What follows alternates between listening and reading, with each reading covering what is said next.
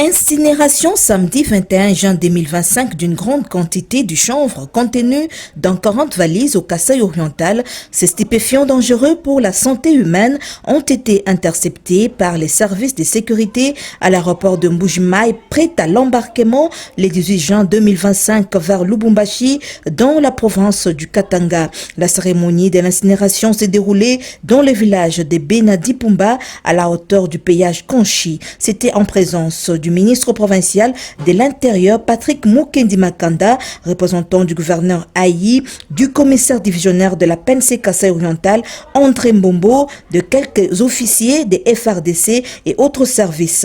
Le ministre provincial de l'Intérieur salue ces jolis coups de filet de la police nationale congolaise et d'autres services.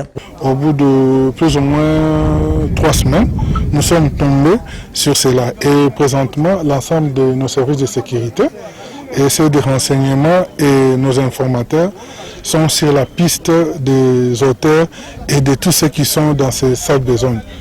Le grand message, c'est que l'État ne se fatiguera pas à traquer les hors-la-loi qui sont dans des salles de zone pareilles. C'est ça.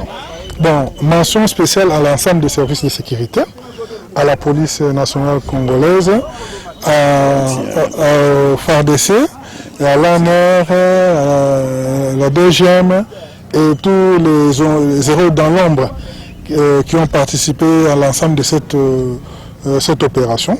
Les commissaires divisionnaires de la PNC Kasaï oriental rassurent de traquer ceux qui sont dans ce trafic. Et la police continue à faire son travail. La police ne va pas croiser les bras. Et d'ailleurs, aussi, nous remercions la 21e région militaire parce que c'est le concours de tous les services comme son Excellence, Monsieur le ministre de l'Intérieur provincial a expliqué tout à l'heure. Nous sommes là pour traquer ces gens et démanteler les réseaux. Donc le travail continue pour chercher qui sont les auteurs de ces trafics.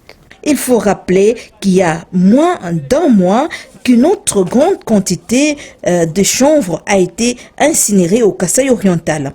La population est appelée à la vigilance pour dénoncer ces genres de trafic qui sont l'une des causes de la délinquance juvénile.